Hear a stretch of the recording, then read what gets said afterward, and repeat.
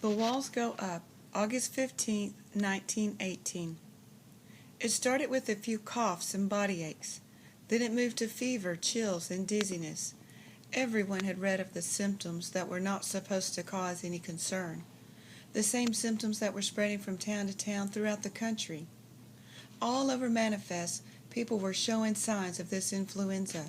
In church, the library, the mines, a few coughs that turned into a wheeze, rubbing of the neck and shoulders. Even in the August heat, you might see a woman draw her shawl to calm her shivers. There was a tension that permeated Manifest, as if one shoe had fallen on it, and the whole town was waiting for the other to drop. But where, when, and on whom it would fall was still unknown. Many were the times Jinx thought he had better get while the getting was good, but every time he thought he'd light out, he'd see Sheriff Dean hovering about, watching him. No, for now, he had just to hope that the town had some luck better than his. Once the telltale signs of sickness had been exhibited, it didn't take long for Lester Burton and Arthur Devlin and their wives and associates to start feeling a little bit puny. Or if they weren't actually feeling sick yet, it was clear to them that with everyone coughing, sneezing, and wheezing all around them, it was only a matter of time. So anyone with means, including Burton, Devlin, and their lot, used the opportunity to take a holiday elsewhere. Even Sheriff Dean stayed close to his home, which was down by the river and safely outside of town. The county medical examiner was called in, and within 30 minutes he declared that the influenza ran its course. The entire town of Manifest could be under official quarantine. Nobody goes in, nobody goes out. After the last train had pulled out and the smoke from the last Model T had settled, there was an unearthly quiet as if death had won out. Then, after a minute or two that seemed to last for hours, the mine whistle blew. A few curtains were pulled aside by people peeking out to make sure that all was clear. Mr. Keffer, still wearing his pajamas, was the first to venture into the street. Then Miss Saboliski stepped onto her porch, washing from her face the powder that had given her a deathly pallor. Soon everyone was smiling and shaking hands, patting one another on the back. It was as if a miracle had happened and all were healed. But the real miracle was that Burton and Devlin had fallen for the ruse. With the mine included in the quarantine, there would be no whistle calls calling them in to work. No long hours of labor that did little but line the pockets of Devlin and Burton. The children were particularly excited. The start of school would be postponed. Food and supplies would be brought by train and left just outside of town.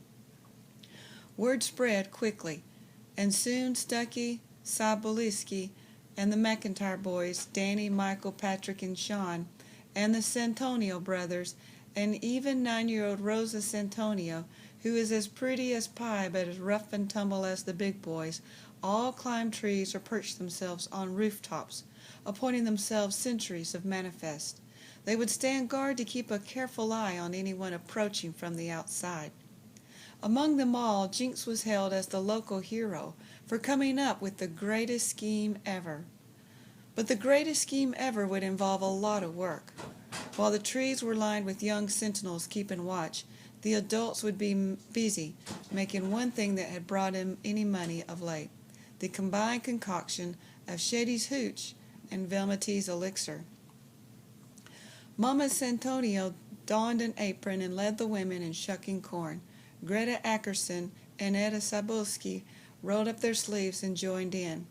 Their many hands made light work as they shared stories of home and family. They talked of common experiences of traveling to America on ships filled with immigrants, tears of emotion welling up as they recounted their first sightings of the Statue of Liberty and the joy and fear of arriving at Ellis Island. "I was so afraid that I would be turned back," said Miss Saboliski, wiping her brow with the back of her hand. The way they examined everyone for disease and malady. The women nodded in agreement. They had all experienced the fear of being labeled unfit to enter America. A simple chalk mark drawn by the medical examiner on one's clothes could have a person barred from entering his newly adopted country. An E for eye problems, L for lameness, H for heart problems. They would have to board another boat and go back to wherever they'd come from, no matter how long a journey they had just traveled. In Poland, Miss Zaboliski continued, I had no shoes, so my neighbor, he is a cobbler, he makes me a new pair. Beautiful shoes with fancy heels. Never had I walked in heels. The inspectors detain me because they think I have a problem with balance and maybe am sick. Miss Zaboliski shrugged, raising her hands, which were full of corn shucks. I have to take off my shoes to show that I can walk straight. The women laughed together as they filled bucket after bucket with corn. Kalistio Manitantopoulos and Herman Keffer loaded the corn onto a wagon and hauled it over to Shady's place. Matinopoulos, Mr. Matinopoulos said, sounding out his name. He laughed as Mr. Cooper stumbled over the pronunciation. You think my name is difficult? At Ellis Island, the inspector asked my friend Milo, what is your last name? Zokasitopoulos, he says. The inspector asked him if he wants to change it to make it easier to pronounce. My friend gives this much thought. After all, this is his family name. Finally, after much consideration, he agrees. Take out the H. Mr. Keffer chuckled loudly. Of course, the real excitement was at Shady's place. Jinx was right in the thick of it. This was the first time in Shady's whiskey had seen the light of day. The whiskey-making machine had been retrieved from the darkness of the abandoned mine shaft on the Widow Kane's property, where it had been in constant activity since the start of Prohibition. But one wouldn't be enough for the operation they hoped to have up and running, so Donald McGregor, Hadley Gillen, and Nikolai Yesowski assembled 4 more stills out of spare tanks and copper tubing and set them up in a run-down barn near the natural spring.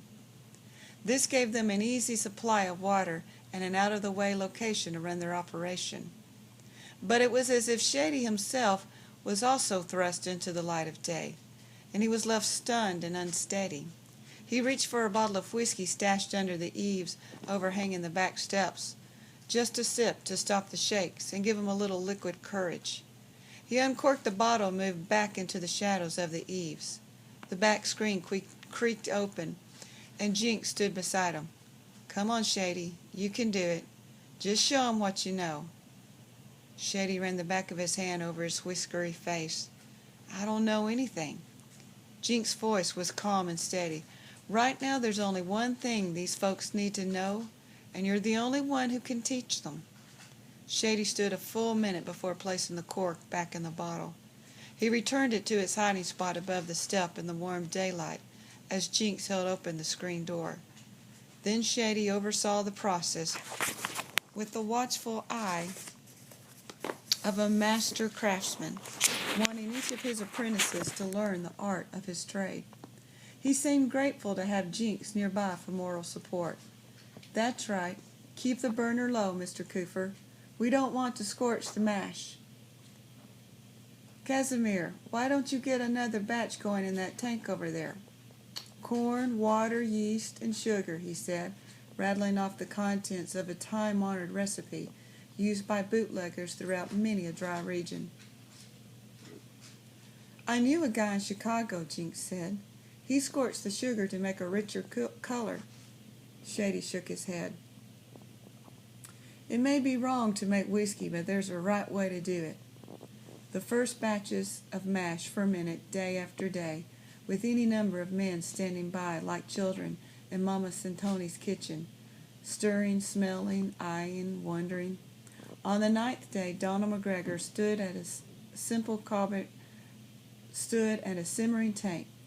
Give it a whiff, Shady. I think it's ready. Shady smelled the brew. Cap it off and Jinx will hook up the copper tubing. When the liquid separates from the mash, it goes through the tubing and ends up in this barrel. He lifted the spigot at the base of an oak barrel and captured a few ounces of amber liquid in a glass jelly jar. Shady's hand showed only a slight tremor of need as he held the jar to the light to check the color. He smelled the liquid aroma. Folks who knew Shady knew he struggled with the drink.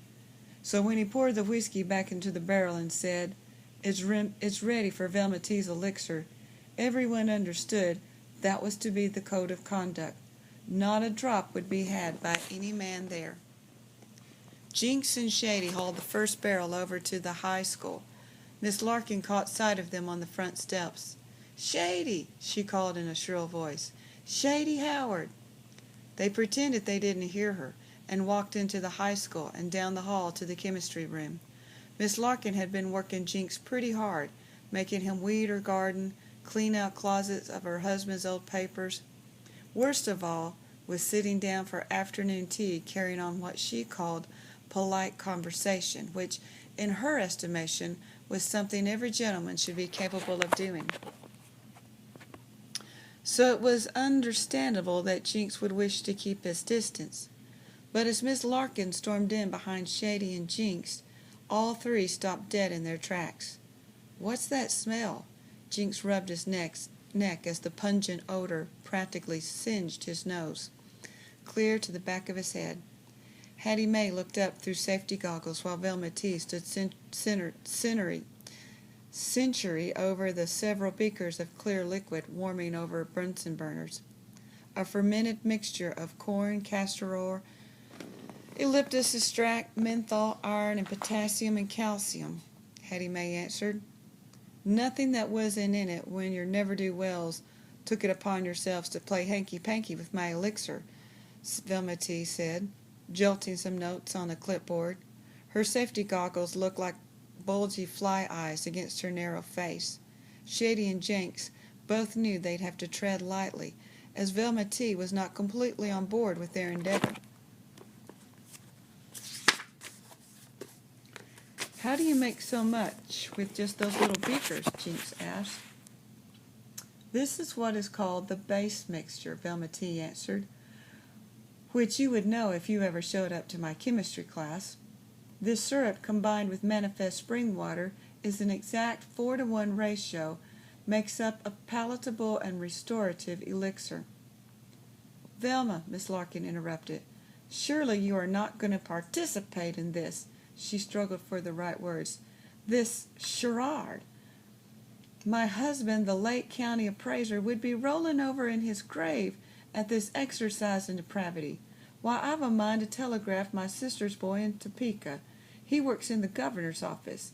He's the assistant to the assistant, you know." Most folks were surprised and more than a little curious when Miss Larkin stayed behind for the quarantine instead of leaving town with the rest of the people with means. She'd certainly made her objection to Jinx's plan clear the night of the town meeting.